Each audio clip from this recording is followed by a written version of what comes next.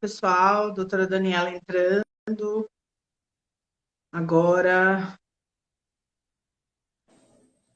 Olá, Olá, tudo bem? tudo bem? Boa Tudo tarde. bem. Pois é, menina. E aí, como estão as coisas? Muito frio por aí? Aqui tá meio Demais, quente. demais, demais, demais, demais, demais. Aqui Mas tá gelado. eu pus até um chale porque não estava dando certo. É que eu vim para outra salinha aqui que é um pouquinho mais quente. Então, vamos dar início. Hoje eu e a doutora Daniela, nós decidimos fazer uma live surpresa para falar de um tema bastante interessante e que muita gente não sabe de todos os direitos que teria, né? Que seriam a parte de acidente de trabalho, das ações acidentárias, né? E aí a gente vai bater um papinho sobre esse assunto, né? Eu estou aqui. Estou compartilhando aqui com o pessoal para ver o povo vir assistir a gente. Vamos aí, gente, compartilha a live, chama o Compartilha, pessoal, curte, convida todo envia mundo para participar. para os amiguinhos, porque o pessoal precisa saber das informações que a gente tem aqui hoje, que a gente trouxe aqui hoje.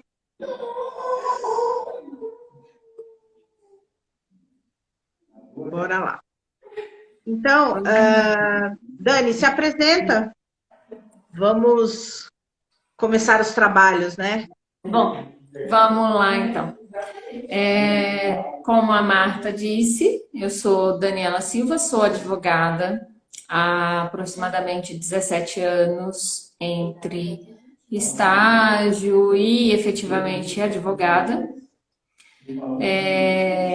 Sou especialista em direito de família e direito previdenciário, além de Uhum, alguns outros cursos de especialização aí pela vida que a gente vai fazendo, né, Marta? Eu e Marta exatamente. trabalhamos em parceria, minha parceira de trabalho aí, em alguns casos que às vezes nos tiram sono, nos trazem alegrias, né? E Exatamente, resolvemos vir exatamente. aqui hoje trazer um pouquinho de informações para vocês.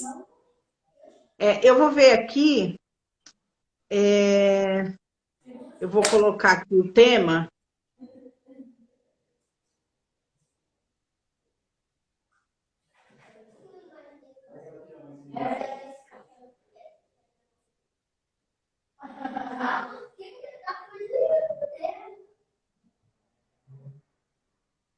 Eu vou colocar aqui o tema e vou fixar o comentário, para o povo saber do Isso, que se trata, né? do que se E, trata, né? exatamente. Então, assim, eu e a doutora Daniela, nós somos parceiras de trabalho e a gente trabalha em parceria em quais tipos de processo? A gente trabalha com processos trabalhistas, previdenciários e algumas ações na área civil, família, contratos, direito imobiliário e assim por diante. Hoje a gente vai Consumidor, falar, oi? consumidor. Consumidor também, né? Relações de consumo, né? Se você comprou um item, deu problema, é com a doutora Daniela, né? E aí, mas No também nosso pode escritório, né? O no nosso escritório, escritório, nós temos exatamente. uma equipe muito boa de grandes profissionais que traremos aqui em breve para trazer mais informações. Prometemos que faremos mais lives surpresas, né, doutora? Exatamente. Para Vamos trazer trabalhar nisso. informações para todos. Exatamente. Então, e aí hoje a gente vai falar das ações acidentárias, né? Basicamente, o que, o que, como que a gente começa falando de ação acidentária? Eu acho que, primeiro momento, a gente precisa dar um conceito para as pessoas sobre acidente de trabalho. Muita gente entende acidente de trabalho como aquele acidente mesmo, que você está lá na fábrica, caiu, machucou a mão numa máquina, você é vendedor externo, sofreu um acidente de carro, você é motorista de caminhão, sofreu um acidente de carro. Porém, não são somente os acidentes propriamente ditos que geram a questão do acidente de trabalho. As doenças, existem muitas doenças que se desenvolvem tanto pela função especificamente que você exerce, então tem algumas funções que geram normalmente malefícios à saúde do trabalhador, e tem algumas outras doenças que, pelo ambiente de trabalho, por falta de condições de ergonomia, luminosidade, falta de entrega de equipamento de proteção individual, o trabalhador desenvolve algumas doenças, como algumas espécies de surdez, problemas de coluna, problemas relacionados aos membros superiores, principalmente ombros, para quem faz movimentos com os braços acima da cabeça, punho, cotovelo, quem digita muito, quem trabalha com movimentos repetidos, quem carrega muito peso, quem fica muito tempo em pé.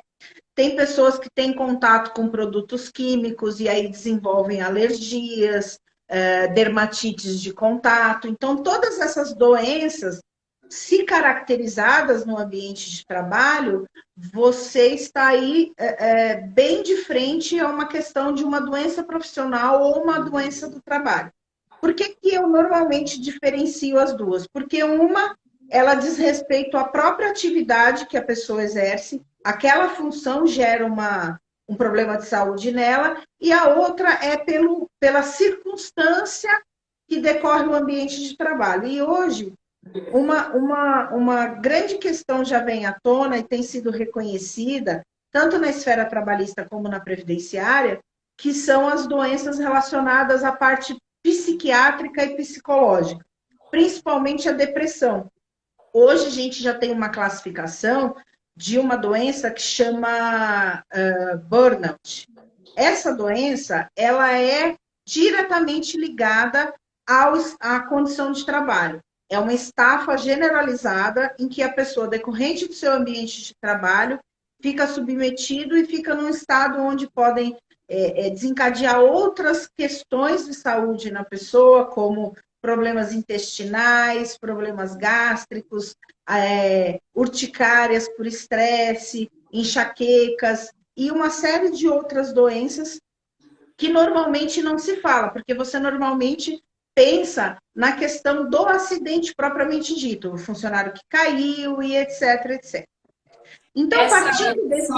Só para a gente deixar mais fácil para o pessoal entender, essa doença de burnout, ela é conhecida também como síndrome do esgotamento profissional, né? É uma doença causada por aquele estresse demasiado no local de trabalho. Esse estresse ele pode decorrer de várias situações, não só pela pressão em desenvolver o trabalho de forma rápida, pela pressão de cumprir horário, pela pressão, até mesmo por um assédio moral, um assédio sexual. Tudo isso pode causar essa estafa emocional na pessoa que caracteriza a síndrome de burnout, que é o esgotamento. Consequentemente, é possível reconhecê-la como acidente de trabalho, mas temos que primeiro fazer essa ligação entre a origem da doença, que é o que a gente chama de nexo de causalidade, e a doença em si. Exatamente. O ambiente de trabalho. Né, doutora? Porque pode ocorrer de você ter já uma causa perene, uma causa primeira ali de uma depressão, e tudo isso vai ser analisado.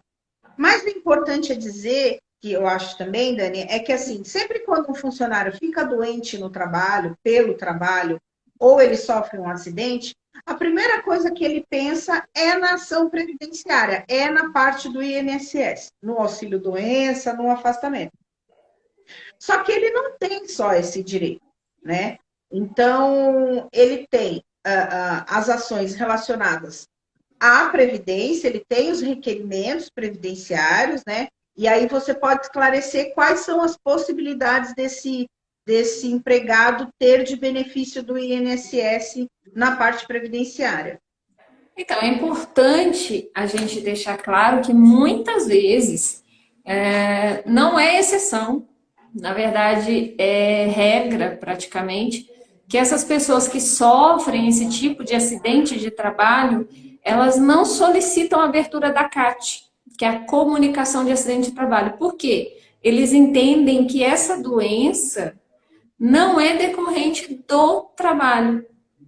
Por isso que é importante, quando você for ao médico, fazer uma análise, uma anamnese do seu caso, explicar para o médico como iniciou essa doença, como é o seu ambiente de trabalho, porque mesmo que a empresa não faça a abertura da CAT, o médico pode fazer essa abertura e isso ser caracterizado como acidente de trabalho, o que modifica completamente o seu tipo de benefício previdenciário. E, Exatamente. consequentemente, altera em relação a alguns direitos trabalhistas que a Marta pode explicar mais tarde, daqui a pouco para vocês, que o auxílio incapacidade temporária ou permanente, que é o novo nome do auxílio doença, ou auxílio acidente, traz para a pessoa, tem uma diferença nos direitos trabalhistas.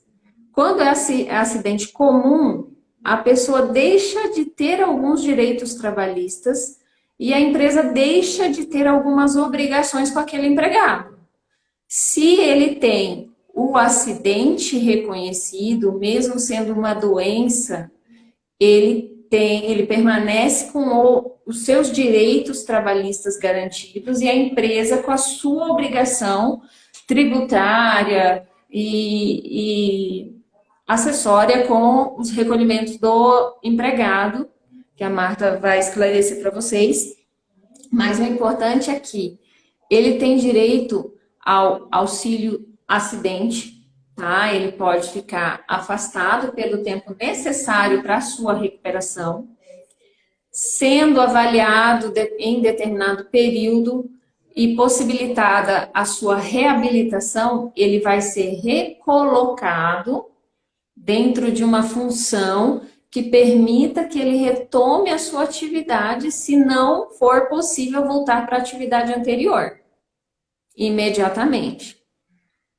Não sendo possível essa reabilitação, ele vai ser declarado incapacitado, seja parcial ou total, permanentemente, que aí traz uma possibilidade de um novo benefício, que é um outro auxílio que ele recebe concomitante com alguma outra remuneração. É o único benefício que pode ser cumulado, me fugiu o nome agora, é o auxílio... Auxílio acidente. O auxílio acidente, exatamente. Então, ele pode receber, mas não é... Esse é um dos únicos benefícios que também pode ser inferior a um salário mínimo. E essa pessoa vai receber enquanto perdurar a incapacidade dele.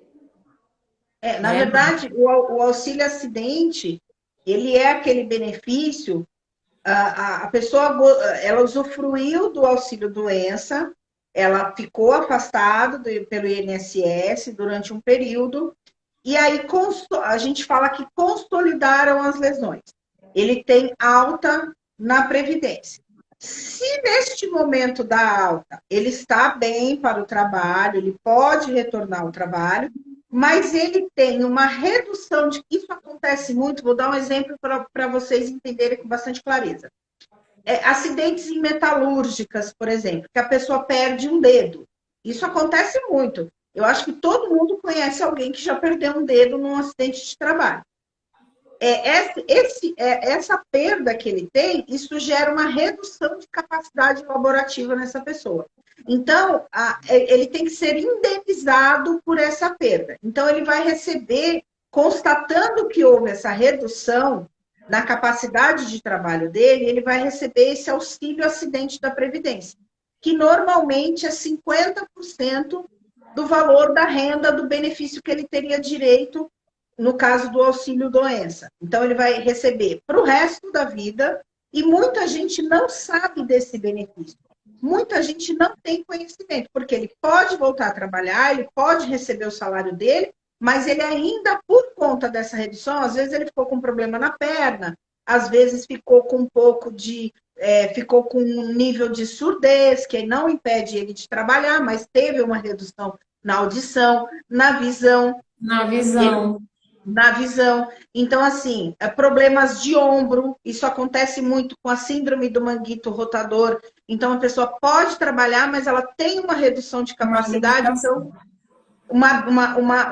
uma sequela que a gente chama, né? Daquela doença ou daquele acidente, restou uma sequela. Então, ele vai receber para o resto da vida dele o auxílio acidente, independentemente de trabalhar ou não. Ele não perde esse direito, mas tem que constatar, no momento da alta previdenciária, que ele teve essa redução.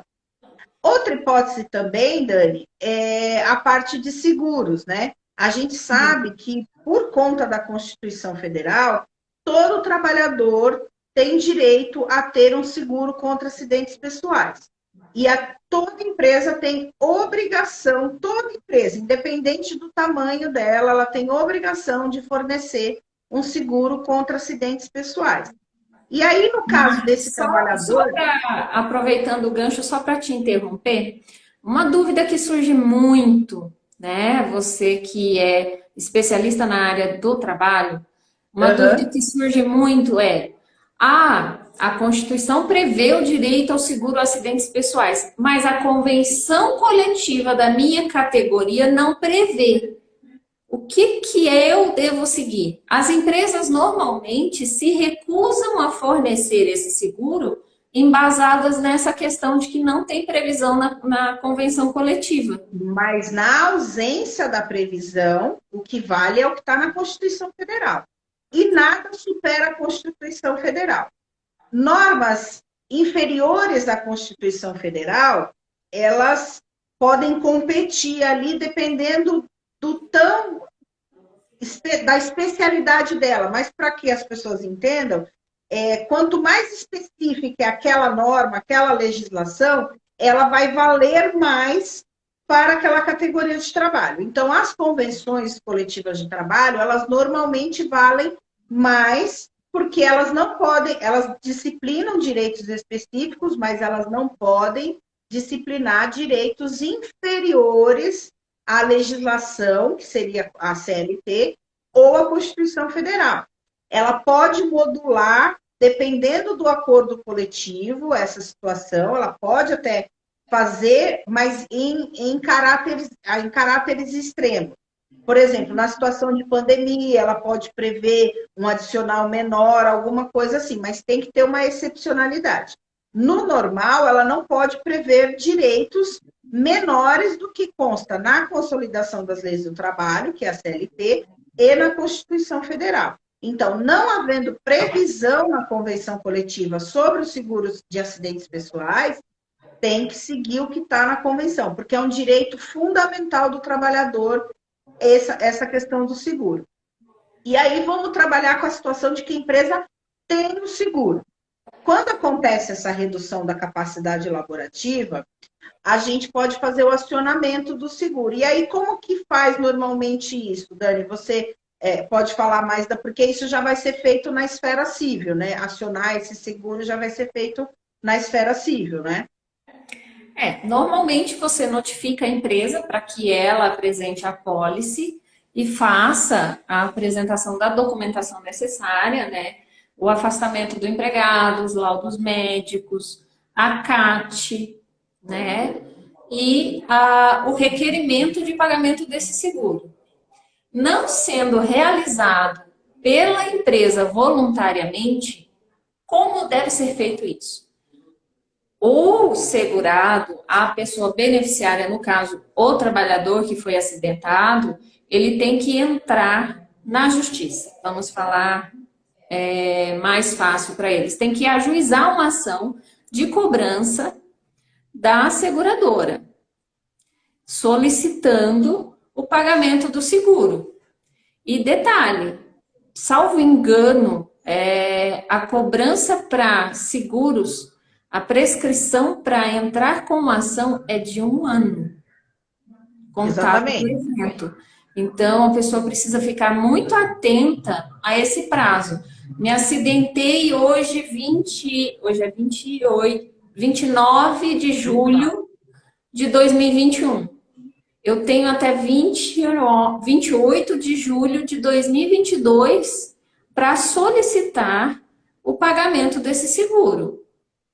Isso não sendo solicitado, não sendo pago pela seguradora, ou eventualmente a empresa não tenha essa apólice de seguro, o que é praxe, né, Marta? Na maioria Exatamente. das empresas hoje, porque, como eu disse, elas se valem da regalia de que a convenção coletiva não traz a previsão, elas se valem disso para justificar a não contratação de um seguro para o seu trabalhador, né? Exatamente. Desculpa, a imagem está balançando aqui, a mesa está meio trêmula, que acho que ela está com frio também. Não havendo esse contrato de seguro, aí o que acontece? O empregado tem que ajuizar uma reclamação trabalhista contra o empregador. Nessa reclamação trabalhista, ele vai solicitar uma indenização em prol da ausência desse seguro, que o empregador deve arcar com isso. E pode também, dependendo da redução da sua incapacidade, você pode falar melhor, talvez até solicitar uma pensão vitalícia, uma pensão por determinado período em razão da sua incapacidade, que pode ser paga de forma indenizada ou integrada na folha de pagamento da empresa. Ou seja, ele não está trabalhando, mas continua na folha de pagamento recebendo mês a mês aquela indenização. Gostaria que você explicasse um pouquinho melhor isso para o pessoal entender, porque havendo seguro, eles vão fazer o requerimento administrativo junto à seguradora, isso através da empresa, né? Ou o próprio empregado pode fazer esse requerimento, sendo negado, tem que ajuizar uma ação e solicitar o pagamento. Não sendo pago, aí tem que fazer a execução judicial desse contrato para que o empregado receba a sua indenização. Exatamente. A Patrícia está perguntando em caso de estagiário. Em caso de estagiário, também há previsão do seguro contra acidentes pessoais. Não modifique em nada. Pode ser um seguro diferenciado para a categoria de estagiário, mas ele tem que ter esse seguro também, né? Todo trabalhador tem que ter esse seguro, mesmo na categoria de estagiário. O que a gente vê são umas apólices diferenciadas, né? Mas a pessoa que está trabalhando com aquele estagiário, ela também tem responsabilidade se acontece alguma coisa com esse estagiário dentro da empresa. Então, não é uma coisa tão comum de se questionar, pode gerar aí recursos e discussões nos tribunais, tanto nos TRTs como no TST, mas há também a necessidade de fornecimento para o estagiário, entendeu?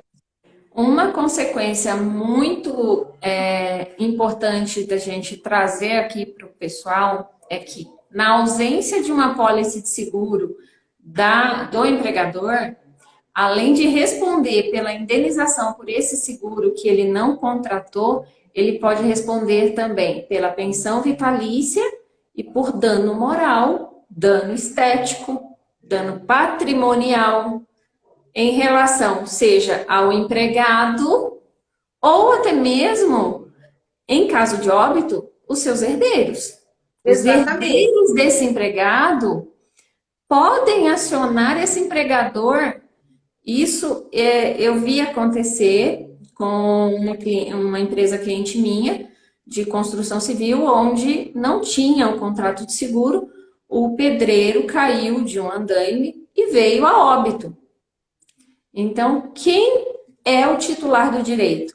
São os filhos e a esposa, os herdeiros. Eles Eu já vi solicitaram. até, eu já vi até, Dani, mesmo a empresa tendo seguro contra acidentes, fazendo tudo ali da maneira correta, o funcionário sofreu um acidente num canteiro de obras, foi por culpa dele, foi por culpa exclusiva da vítima, ele estava usando o celular no trabalho e ele não ouviu a máquina vindo, e infelizmente houve o atropelamento dele, uma máquina de grande porte. Foi uma situação bem terrível, assim, e mesmo assim a família entrou com uma ação de dano moral em ricochete, que chama. É um termo que normalmente não se escuta muito na Justiça do Trabalho, mas ele não tinha herdeiros, então, pela indenização padrão, que seria para os herdeiros necessários, ele não tinha herdeiros. Ou ele tinha um herdeiro, eu acho que ele tinha um herdeiro. Era isso mesmo, ele tinha um herdeiro, um filho, mas quem entrou com a ação de dano em ricochete foi a mãe. Foi a mãe desse rapaz que morreu que entrou com a ação. A Patrícia, até que está aqui na live com a gente, ela trabalhava comigo no escritório. Eu não sei se ela se recorda na época. Ela estava até na minha célula, a Érica que fez a defesa desse dano em ricochete. E ela ganhou nada mais, nada menos do que, eu acho, 300 mil reais de dano em ricochete. Então, É que, assim, na verdade, assim, a mãe, na ausência de herdeiros descendentes, descendentes ou por vínculo matrimonial, que seria esposa e filhos, a mãe é também considerada herdeira. Então, ela tem legitimidade para acionar a empresa e solicitar os direitos, as verbas rescisórias, os direitos indenizatórios, o dano moral. O que é o dano moral em ricochete? Na seara civil, aqui no segmento civil, as pessoas também não conhecem esse dano moral por ricochete. É aquele dano em que o meu filho foi ofendido, mas a dor também chegou a mim. Então, além do meu filho ter o direito de solicitar uma indenização, eu também, por ter sido ofendida em continuidade, digamos assim, em ligação ao dano do meu filho, eu também tenho o direito de solicitar essa indenização. Isso tem acontecido muito com a questão da internet, onde a gente sabe que virou um mundo sem terra de ninguém, freio né? e acontece muitas ofensas que acabam, além de atingir a pessoa em si, atinge as pessoas próximas. Isso é dano moral por ricochete. Acontece muito, tem muito dano moral por ricochete quando há falecimento de algum ente querido. Isso é mais comum na área trabalhista e previdenciária do que na área civil. Hoje está começando a se falar um pouco mais em dano moral por ricochete na área civil, seja de indenização por dano moral, seja dano estético, alguma coisa nesse sentido. Exatamente. E aí a gente parte para onde a ação trabalhista faz um link com essas todas as outras questões. Porque normalmente o acidentado, ou até mesmo a pessoa que tem um familiar que faleceu numa situação de ambiente de trabalho, esse familiar normalmente se preocupa mais ali em receber as verbas rescisórias, receber o fundo de garantia, mas ele mesmo teria direito em responsabilizar a empresa por aquela lesão gravíssima que ocorreu na família dele. Então, seja ele descendentes, filhos, esposa, companheira, ou mesmo ascendente, pai e mãe. E até mesmo, dependendo do caso, e dependendo até mesmo se comprovada a dependência econômica, até mesmo colaterais, que seriam os irmãos em algumas circunstâncias, se tiverem irmãos menores que dependiam economicamente daquele trabalhador, também pode ter esses direitos. Então, assim, dependendo do que aconteceu na Justiça do Trabalho, qual é a ligação dela nisso tudo? Na Justiça do Trabalho, você reconhecendo a existência de um acidente de trabalho, porque também tem muitos casos que as empresas não fazem o ACAT mesmo com o acidente tipo. Então, você reconhecendo o acidente de trabalho, você acidentado ou doente, ou mesmo a sua família, pode requerer na Justiça dano moral, estabilidade acidentária, porque a pessoa que volta de um afastamento previdenciário por acidente ou por doença profissional, ele não pode ser dispensado durante 1 ano, ele tem 1 ano de estabilidade. Se ele for dispensado nesse momento, a empresa tem que indenizar esse período para a pessoa. Outra coisa, se você ficou afastado pelo INSS, o INSS concedeu a alta previdenciária para você, só que você não está bem ainda. Você chegou na empresa, a empresa, o seu médico do trabalho falou, não, você não está apto ao trabalho, volte no INSS e requer o seu benefício. Só que aí o INSS vem lá e fala, não, você não tem direito, você está apto ao trabalho. A empresa fala, não, você não está apto. E aí o funcionário fica nesse bololô, não sabe para onde vai. A gente chama isso de limbo previdenciário ou emparedamento na esfera jurídica. Mas nada mais é. O INSS entende que você está apto ao trabalho, manda você retornar às atividades. Você vai lá na medicina do trabalho, a medicina fala: não, filhão, você não está apto ao trabalho, você ainda não está em condições. Retorne ao INSS. Só que não é simples assim, retorne ao INSS. Essa empresa tem responsabilidade com esse empregado. Ela tem que pagar o salário dele se o INSS não paga. E aí ele, empregador, ele vai entrar contra o INSS, ele vai entrar contra o INSS e ele vai discutir com o INSS se aquele valor era devido ou não. Se entender que aquele valor era devido ao empregado que realmente estava inapto, o INSS paga para o empregador. Então, basicamente assim, o correto seria, no mundo ideal, seria, o INSS deu alta, a medicina do trabalho entende que esse empregado não está bem ainda para continuar, o correto é ele pagar aqueles salários se o INSS não pagar. E aí ele discute com o INSS. Se ele ganhar, se for constatado que, de fato, o empregado estava doente, estava sem capacidade para o trabalho, o INSS vai fazer o reembolso desses valores para o empregador. De que forma? Abatendo nas contribuições, não vai devolver o dinheiro em espécie, ele vai fazer uma compensação com os tributos que o empregador tem que recolher à Previdência. Então, esse período, normalmente, as empresas não pagam. Óbvio que ela não paga. Ela não vai pagar.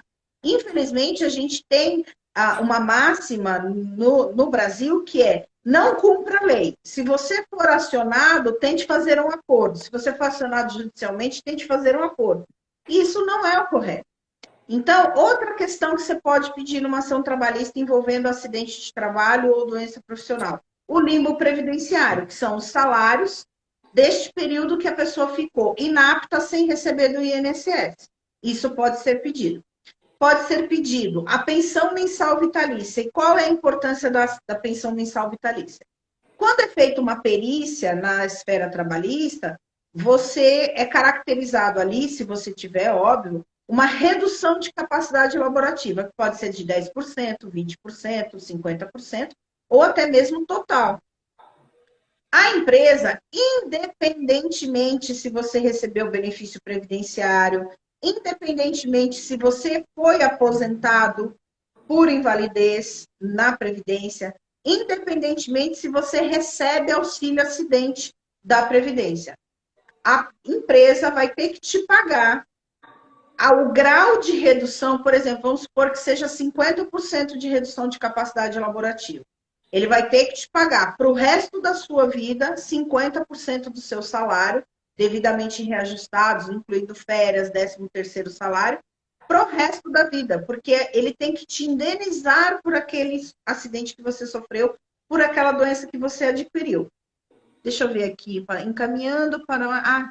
Ai, que ótimo, Patrícia, obrigada, viu? Encaminha mesmo. Os demais que estão aí também podem encaminhar para os coleguinhas que a gente Pode, não reclama, curte, não. compartilha, para a gente chegar no máximo de pessoas possíveis. Exatamente. E Complementando, lembrando Mar, que no final vai ficar salva, essa live vai ficar salva, quem puder acompanhar, e aí depois a gente também vai postar lá no IGTV, também para quem quiser e nos acompanhar. nossos canais do YouTube também. Exatamente, exatamente. Então, Complementando essa questão que você falou aí, que a empresa fica responsável por essa pensão mensal vitalícia, você disse claramente, independente do benefício previdenciário. Claro, se a pessoa conseguiu o benefício previdenciário e através da perícia realizada no INSS, ele constatou a redução da capacidade.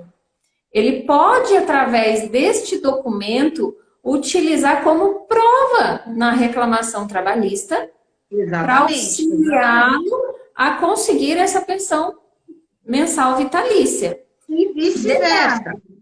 E vice-versa. vice-versa. Voltando lá no emparedamento, no limbo previdenciário, é importante a gente esclarecer para o pessoal o seguinte: o INSS e as empresas sempre brigam. Eu não tenho responsabilidade, a responsabilidade é sua. Não, não é minha, é sua, não é minha, é sua. E como que fica a pessoa nesse tempo? Normalmente ela não recebe nem de um nem de outro, tá? Esse empregado, ele pode acionar tanto a empresa com uma reclamação trabalhista. Isso, me corrija se eu estiver errada, é uma causa de rescisão indireta de contrato de trabalho, seria uma causa de justa causa para o empregador, e também pode acionar ao mesmo tempo o INSS requerendo a implantação ou a reimplantação, o início do pagamento do benefício para que ele receba durante o trâmite do processo trabalhista. E aí, Exatamente. se ficar constatado que ele realmente estava incapacitado, a empresa não precisa acionar o INSS, que seria o correto. A empresa indeniza, paga o empregado e depois discute com o INSS. Isso seria o mundo ideal.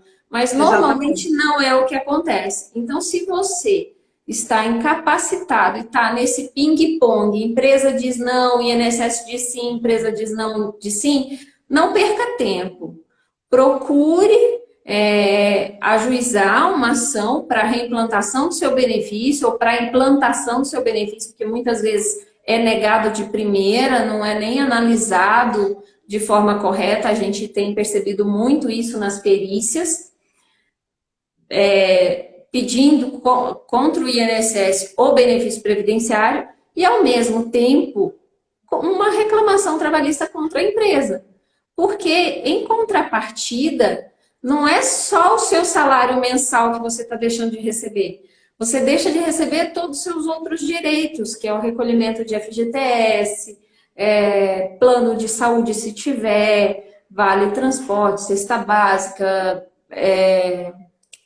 PLR, todos esses direitos, né, Marta? O doutor comentou aqui da ação de recondução, né? A ação de recondução, ela é quando o empregado, de fato, está apto e quer retornar às atividades e a empresa entende que ele não estaria apto, né? Então, o empregado ingressa com a ação trabalhista para que ele seja recolocado no posto de trabalho e seja pago esses meses que a empresa não pagou o salário dele, entendendo que ele estaria inapto. É uma modulação da ação do limbo previdenciário, né? Então, se você analisar, você, na ocorrência de um acidente, você tem infindáveis direitos, que você pode acessar acionando e procurando também um advogado que tenha especialização em ações acidentárias, que conheçam essas três áreas, né? Por isso que a gente achou bastante importante falar disso hoje, porque normalmente o empregado ele pensa assim, ah, eu recebo a aposentadoria do INSS por invalidez, o meu empregador não tem que me pagar nada, porque eu já recebo a aposentadoria por invalidez, decorrente de doença profissional, acidente de trabalho. Mas o seu empregador também é responsável. Ele também tem que responder, porque enquanto você estava trabalhando para ele, ele tem uma responsabilidade que a gente chama de responsabilidade objetiva, que aí já é um conceito amplo de direito que decorre da teoria do risco do negócio. Toda empresa, ela tem o risco do negócio, e o risco é dela. Então, ela não pode transferir para o INSS esse risco do negócio, para o empregado o risco do negócio. Ela que assume o risco do negócio. E tendo o risco do negócio, a responsabilidade dela é objetiva.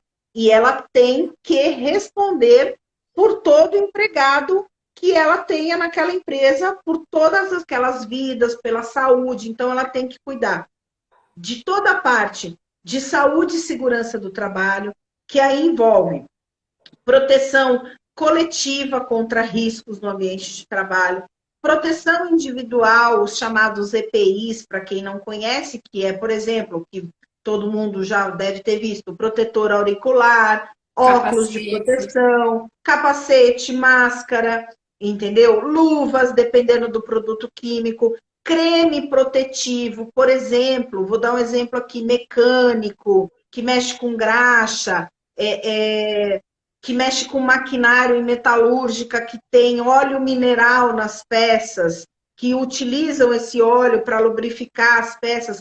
Esse óleo ele é altamente maléfico para a saúde do trabalhador. Então, para você manipular aquilo, não adianta estar de luva. A luva, nenhuma das luvas existentes no mercado hoje, elas são capazes de afastar o contato do óleo mineral com a pele. É somente através de um creme protetivo específico que vai trazer uma película de proteção para a mão. E esse creme tem que estar disponível no posto de trabalho em abundância, para todo o tempo o empregado estar lá protegendo a mão dele. Então, assim, outra situação que gera muita doença de trabalho é o não fornecimento adequado de EPI e não observação de regras de ergonomia, que seria cadeiras adequadas, iluminação adequada, ambiente sem ruído ou com proteção específica de ruído, sendo que, assim, existem algumas teses e um fundamento, e aí está mais em questão de física mesmo, que o ruído, ele não é só prejudicial pelo volume do ruído, mas sim pela pressão sonora, pela vibração sonora. Pela vibração sonora. Então, assim, se a empresa te expõe num lugar ruidoso, num lugar barulhento, sem te fornecer, e não é só aquele plug, às vezes você precisa daquele protetor concha, às vezes você precisa usar o plug e o concha por cima. Então, assim, se a empresa não te fornece isso, se a empresa não te fornece uma proteção para as mãos adequada, se a empresa te expõe ao sol, sem as proteções adequadas, que tem chapéu, tem roupa, óculos escura, a empresa não pode... Protetor solar. A empresa não pode te pôr trabalhar na rua, no sol, gente que faz, por exemplo, obra em rodovia, esses profissionais que trabalham ali expostos ao sol, catadores de lixo, na construção civil, ele tem que fornecer óculos escuros. E muita gente não sabe disso, porque a pessoa não pode estar exposta à radiação ultravioleta durante longas jornadas de trabalho. E isso pode gerar uma doença no trabalhador. E aí, se você comprova que aquele trabalhador trabalha exposto a um agente que pode ser prejudicial à saúde, além de comprovar, eventualmente, que ele sofre de uma doença decorrente daquilo, você ainda terá direito, trabalhador, a o recebimento de adicional de insalubridade, que é de 10% a 40% do salário mínimo hoje. E ainda adicional de periculosidade, se você trabalha exposto à eletricidade, se você trabalha exposto a explosivos e combustível. E ainda radiações nucleares, porque tem uma portaria que classifica também a radiação nuclear como agente de risco para a saúde.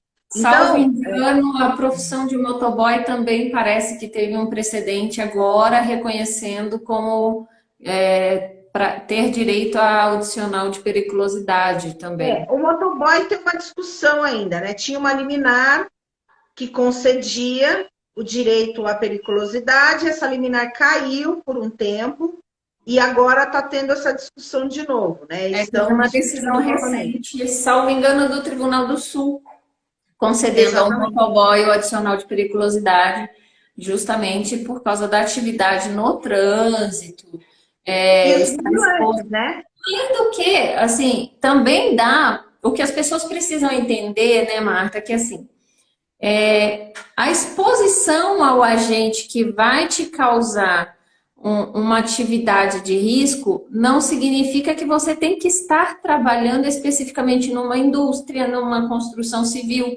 Se você trabalha exposto à chuva constante, ao sol, num sol constante, independente da profissão, o importante é você comprovar o agente de risco, não é a profissão em si. É o agente que te causou Exatamente. aquela doença que configurou um acidente de trabalho.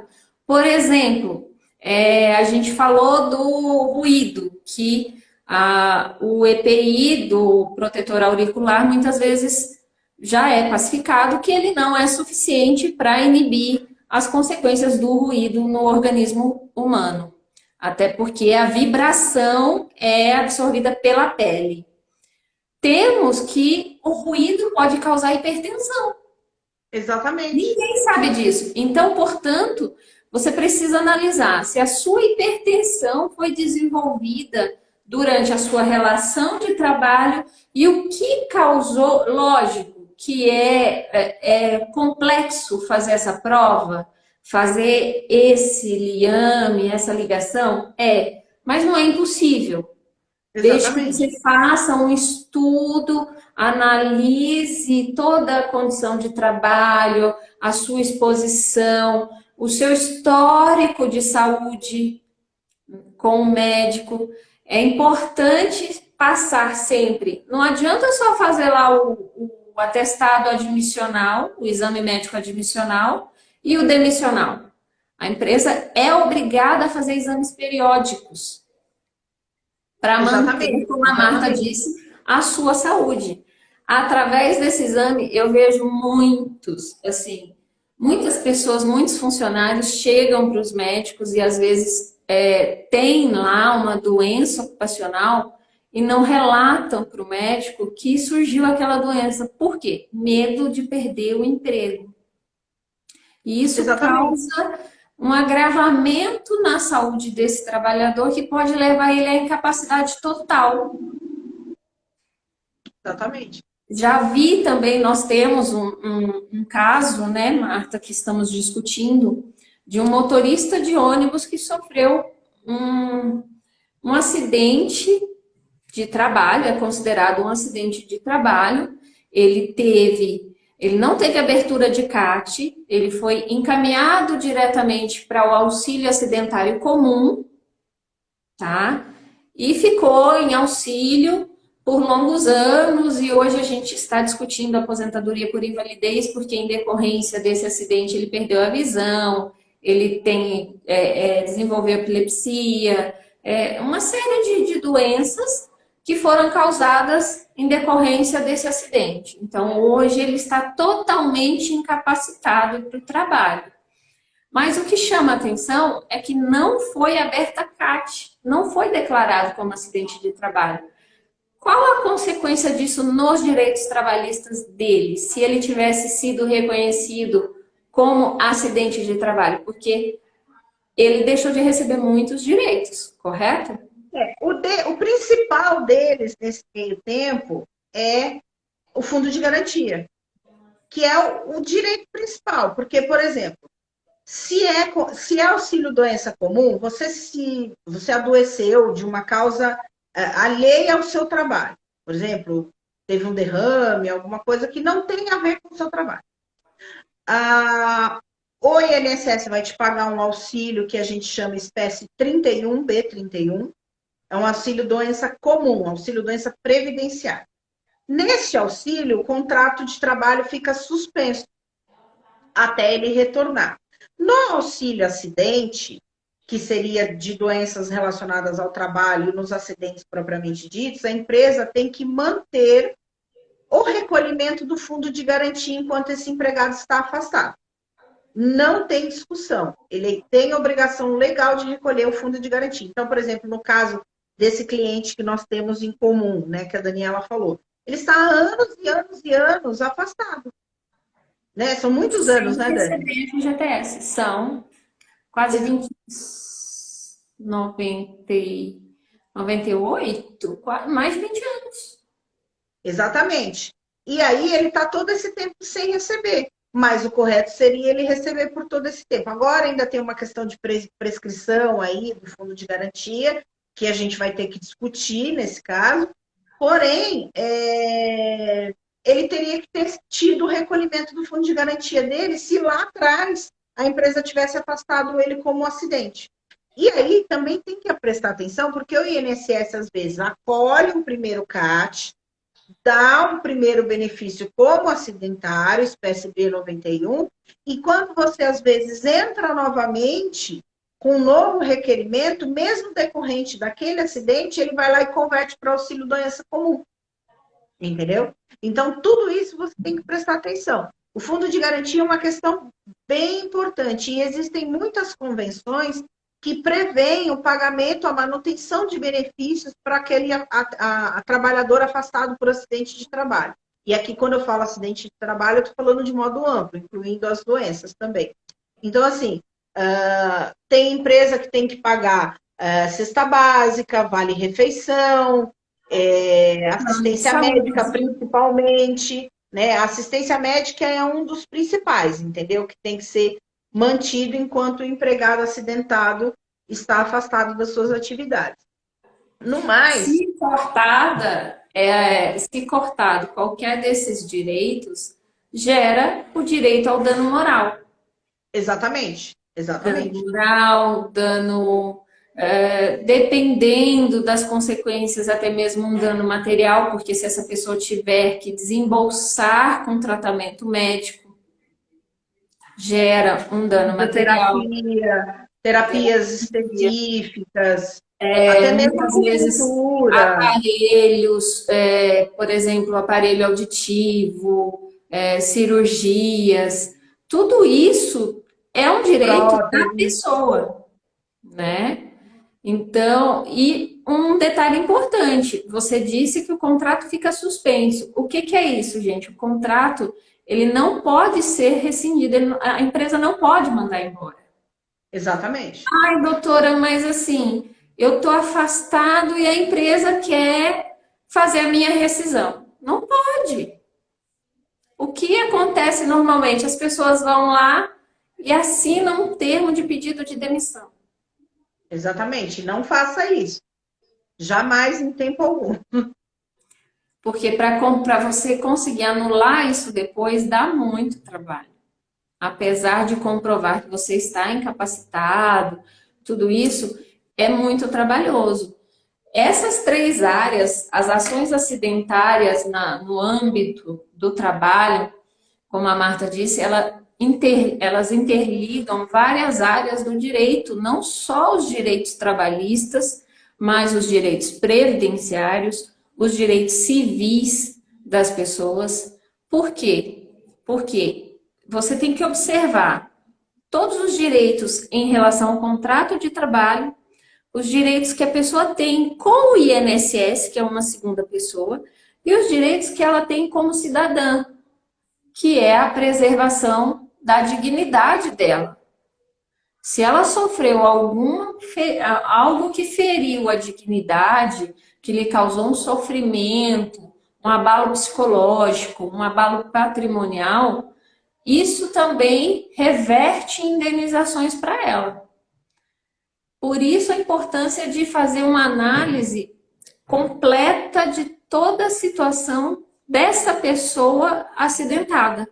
Muitas vezes ela foi acidentada, ela se afastou em auxílio acidente, mas o auxílio acidente dela não é um auxílio acidente comum, não é decorrente de uma doença comum, digamos assim.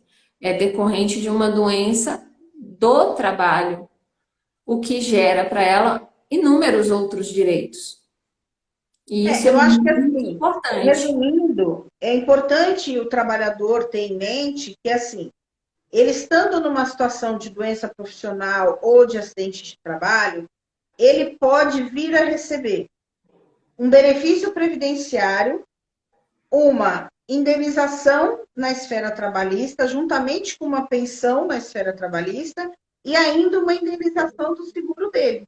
Então, ele pode receber benefícios de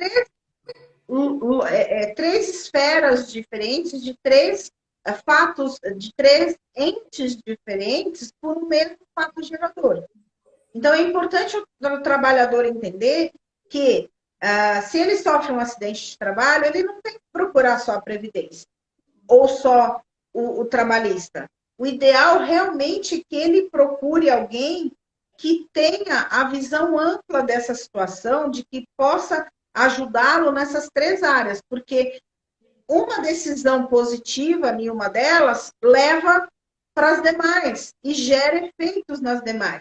Não geram efeitos automáticos, que fique bem claro. Um laudo reconhecendo uma incapacidade na Justiça do Trabalho, ele não vai fazer prova absoluta na Justiça, na parte previdenciária.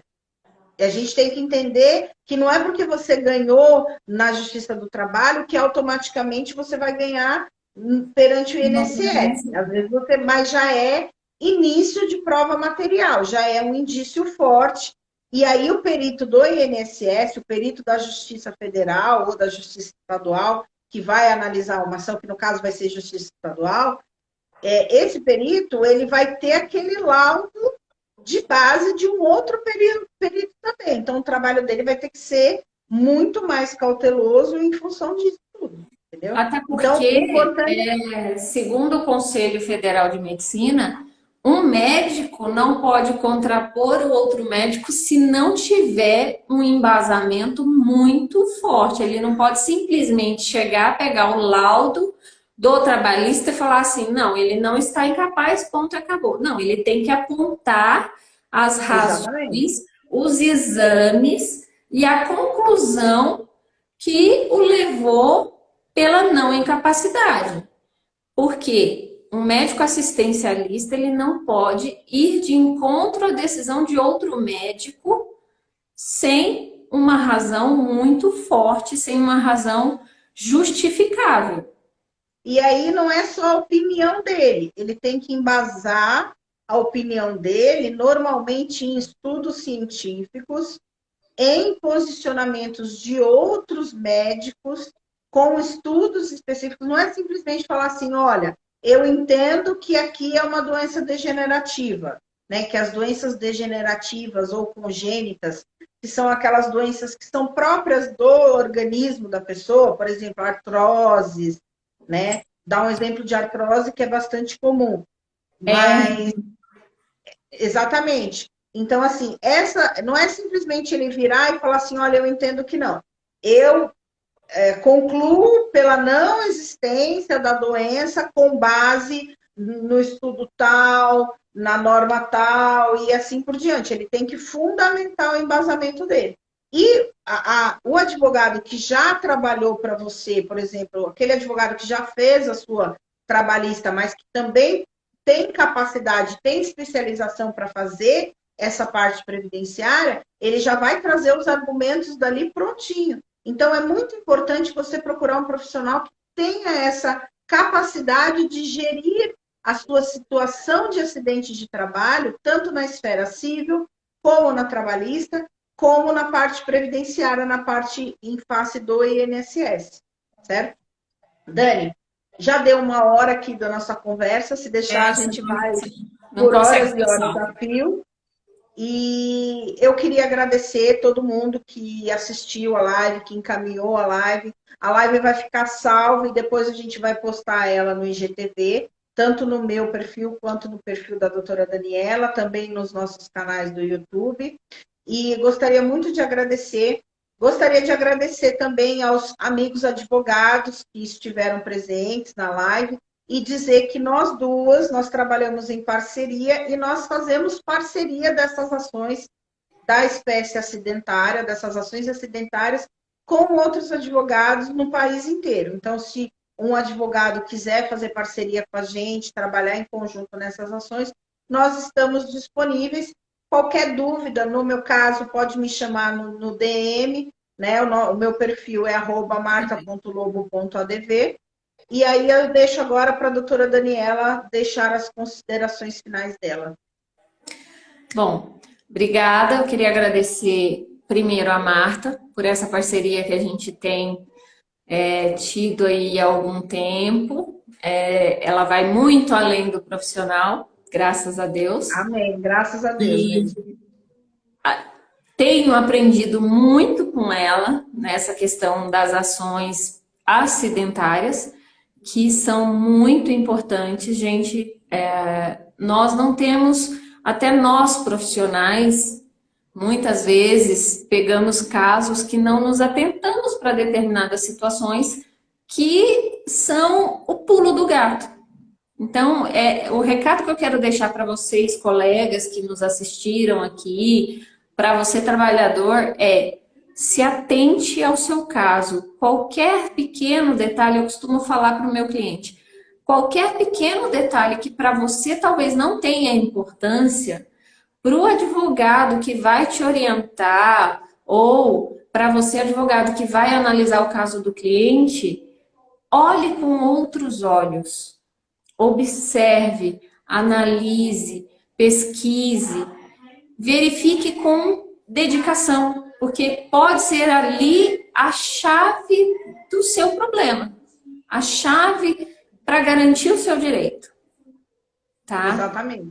Essas ações, elas têm uma gama de possibilidades imensa, porque não tem como a gente trazer aqui um rol, um enumerado taxativo de tipos de doenças, tipos de acidentes, como configurar, porque é vasto, qualquer coisa pode se transformar num acidente de trabalho, dependendo da forma como ocorre, por isso a análise é tão importante.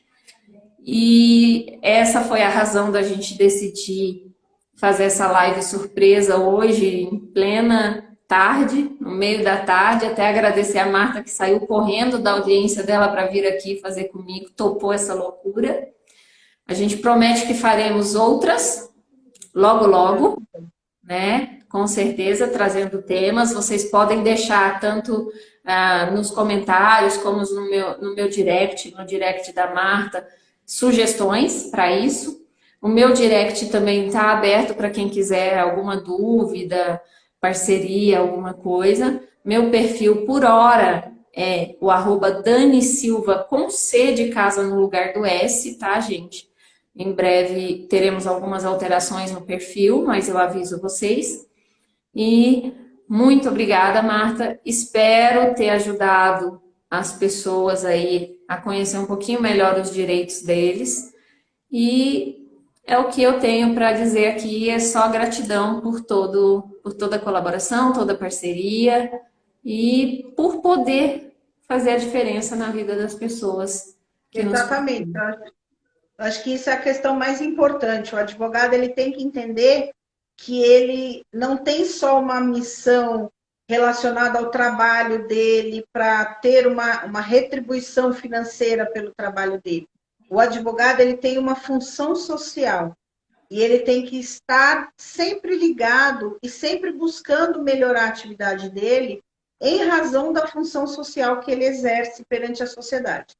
E ele tem que ter a consciência que o trabalho dele, de fato, pode mudar a vida de uma pessoa de uma maneira absurdamente expressiva, né? Alguém que tem o seu direito reconhecido, que tem a compensação justa pelaquela dor que foi causada, por aquele agravo que foi causado a essa pessoa, isso para ela é muito importante. E às vezes não é nenhuma questão de uma indenização milionária, mas é uma indenização justa por aquela dor que aquela pessoa passou. por aquele ente que aquela família perdeu. Então, a gente está aí diante de uma gama de possibilidades que a pessoa que trabalha, o trabalhador, que é um dos maiores mercados, a justiça do trabalho e a justiça previdenciária, a justiça que trata das questões previdenciárias, são duas áreas de atuação enormes, porque boa parte das pessoas contribuem com a Previdência por terem seus empregos. E aí, quando se vê numa situação dessa, se vê à mercê assim, se vê perdido. E tendo um bom profissional e o advogado entendendo a função importante que ele exerce na vida daquela pessoa, ele realmente pode transformar a vida daquela pessoa de fato. Eu costumo dizer que nós, advogados, além da função social que nós temos, para ser advogado, eu costumo aconselhar as pessoas que dizem, vou fazer faculdade de Direito. Não faça se você não tem o dom, se você não ama essa área. Porque a gente só consegue ser um bom profissional se a gente se dedica e se a gente realmente tem o dom de amar o próximo e desejar fazer a diferença na vida do próximo. E lidar com o próximo. E lidar com o próximo. Lidar com pessoas, né? Lidar com pessoas, porque querendo ou não, a gente absorve muito a dor dessas pessoas. Isso Exatamente. nos afeta e muito. A gente, até nossa saúde muitas vezes fica prejudicada por causa dessa repercussão da dor da pessoa na gente. Exatamente. Né? Então, essa a nossa função, é o que eu escolhi fazer, o que eu amo fazer, sempre quis, sempre desejei e pretendo morrer velhinha fazendo. Claro, vou me aposentar antes do Arismar, acredito. O Arismar só pode se aposentar com 100 anos, no mínimo. Eu disse a ele, só irá se aposentar após a minha aposentadoria. Então, tá perdido. Gente, o Arismar é nosso mentor na mentoria e também nosso professor na pós-graduação que nós fazemos. A Marta é professora também de pós-graduação. Ela está escondendo o ouro aqui. Então, os colegas que precisam, né, e querem se atualizar, entre em contato com a Marta, procura lá a jurídica, que ela é professora. Eu sou aluna da jurídica, posso dizer, estou indo para a terceira pós-graduação em previdenciário, 2 pela jurídica, são professores excelentes, assim como a Marta, que trazem realmente a prática para a gente. Não, eu agradeço aí a menção. Nós temos lá 3 grandes cabeças na jurídica, né? Além dos demais professores, mas nós temos lá o nosso professor Carlão, aí, conhecido como Mago do Previdenciário, o Anderson Amorim, que vai trazer para os colegas uma visão de gestão de escritório, não só a parte jurídica. Então, a jurídica ela é bastante importante, porque ela não traz somente a questão jurídica, somente a teoria, ela traz o conteúdo prático e ela traz outras questões, como gestão de escritório, marketing, diversas outras situações que você não aprende em faculdade, você não aprende nas outras pós-graduações. Isso aqui que a gente está fazendo, a gente começou a fazer depois da jurídica. Né? É isso? Exatamente. A gente, muitas vezes, se priva de fazer algumas coisas por desconhecimento. E o conhecimento é o único bem que ninguém pode tirar da gente. E a jurídica nos ajuda muito. Uma coisa que eu aprendi muito com eles é o seguinte: não tenha medo de aprender. Exatamente.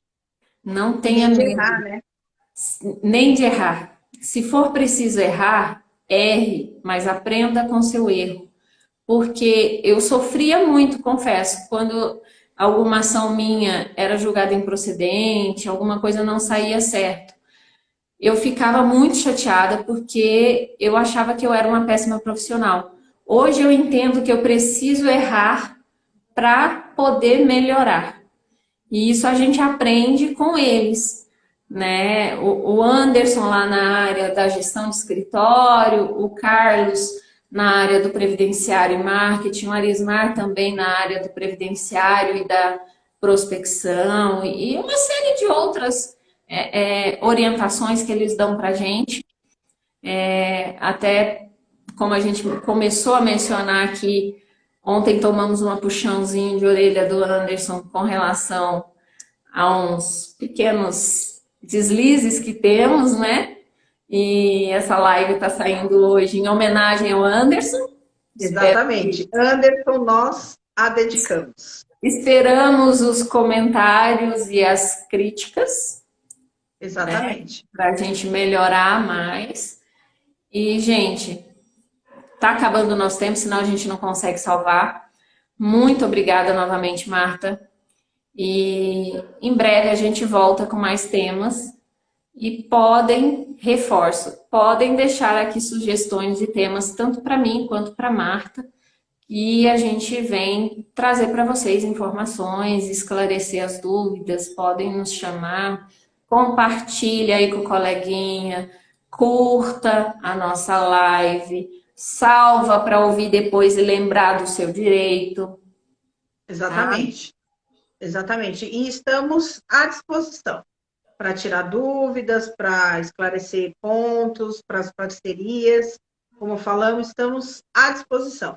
Nós atuamos em São Paulo, no estado de São Paulo, porém temos parceiros em outros estados do Brasil inteiro. Então, hoje, com a tecnologia, as audiências online, ficou muito propício fazer parcerias, né, no nosso país, que é quase que continental, né? Então, a tecnologia aproximou os estados e os parceiros, e aí a gente pode trabalhar com todo o território brasileiro, ok? E os colegas que precisarem de auxílio, de alguma orientação, dúvida, em breve traremos novidades, né, Marta? Projetos novos em breve. A gente está à disposição, podem chamar. E eu indico realmente que procurem se especializar, estudem, porque faz a diferença. Eu, desde a faculdade, eu tinha um professor que ele sempre me dizia: Daniela, os ramos do direito estão todos interligados. E a base central é a Constituição Federal. Então, colegas, não tem como você fazer qualquer processo se você não interligar todas as áreas do direito. Exatamente, exatamente. Saiba fazer essa ligação. Martinha, obrigada. Beijo. Um abraço a todos e estamos à disposição. Gente. Uma boa tarde. Obrigada. Agora eu vou comemorar o aniversário de Mames, que está fazendo 70 anos. Manda um beijo para ela. Mando sim, pode deixar. Vou dar um pulinho aí, visitar ela, deixa essa pandemia dar uma acalmadinha, Deus a gente quiser. vai aí. Tá não bom? faltarão oportunidades. E a gente vai marcar uma live tripla para a semana que vem. Eu, doutora Marta e doutora Mônica Ito, minha sócia, que hoje não quer aparecer porque não está devidamente paramentada.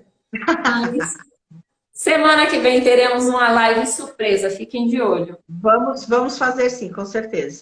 Tá bom? Beijo para todo gente. mundo. Beijo. Obrigada quem comentou aí. Tchau, tchau. Tchau, tchau.